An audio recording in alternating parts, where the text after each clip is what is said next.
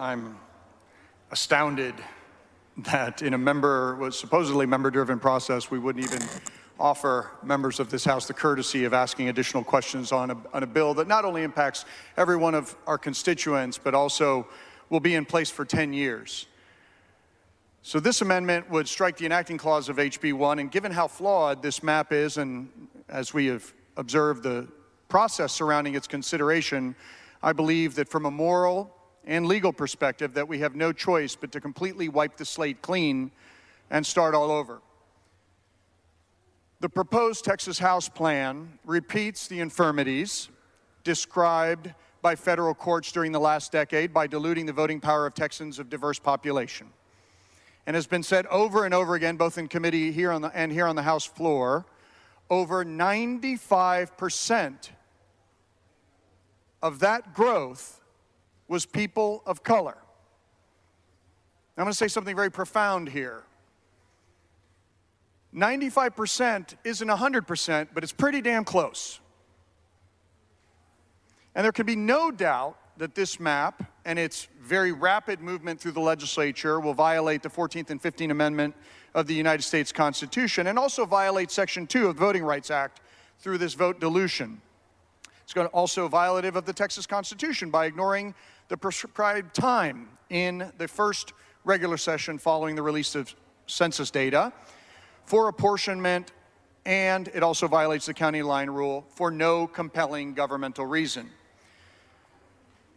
This process is out of step not only with the desires of members, but also the Texas Constitution and the desires of the people of Texas. Literally, hundreds of people testified over the course of multiple pre-sessions hearings, all before a map was released by the Texas House. And the common themes of these hearings was calling for more time to review actual maps once they were released. A coalition of over 50 civil rights and community organizations sent letters laying out the minimum requirements for a fair and transparent process and highlighting that federal courts have reprimanded the Texas legislature for closed-door processes in the past. Yet despite this, the bill was released and immediately, in one single hearing, was scheduled with a 3-day notice. And I say 3 days, three calendar days, but only one business day. For the entire state of Texas, a state of 30 million people, to review, digest, and comment on this redistricting bill. And so the diverse population of the state of Texas, in many cases, doesn't have Wi-Fi, doesn't have modern computers, doesn't have fancy redistricting software like we have. And they have precious little time, according to this process, to analyze and understand the map, let alone make plans to be in Austin or to present virtually to have their voices heard. And committee members were informed that they had to submit amendments by noon on the day of the hearing. And it takes time for members who are fully accustomed to this process. I cannot imagine how the public was adversely impacted. Members of the committee requested testimony from experts in the field of redistricting and voting rights. It's a common courtesy that even the Senate did. Yet that was not permitted in this process, and the pleas of members were ignored. There was not even one resource witness from the Texas Legislative Council or the Attorney General's office available for questioning after this map had been released. And in fact, little is known or has been made available to members of the public or members of this legislature about how the lines were drawn and the possible impact on diluting voting strength of Black, Latino, and Asian communities. Mr. Speaker. Mr. Wally, for what purpose? Would Chairman Anchia yield just for a few brief questions? Gentleman, yield for questions. With pleasure. Gentleman yields. Chairman Anchia, you mentioned that 95% of Texas's growth is primarily driven by people of color. Is that your understanding? That's what the census said, correct. Correct. Despite a significant undercount because of the politicization of the census. Correct, and that goes to one of my points is, did Texas participate in a complete the count process? It did not. A bill to have a complete count process never got out of committee. Okay. And is it your understanding that the Trump administration delayed the Census Department of Commerce from implementing and doing the process of an actual count? Yes, there were numerous delays. Okay.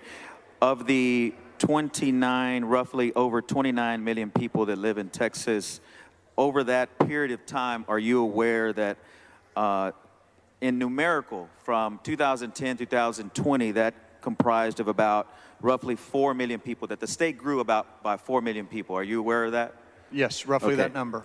And that is comprised of overall about a 16% population increased over that decade. Is that your understanding? Roughly? Yes. Okay.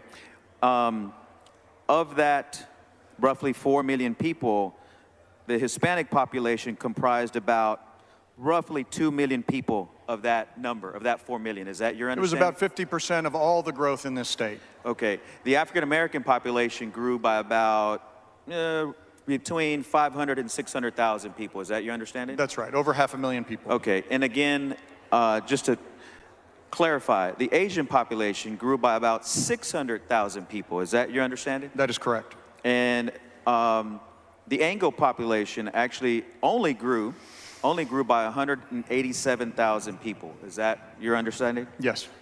Okay. Are you aware that under this proposed map doesn't reflect the growth that we just talked about? Is that your understanding?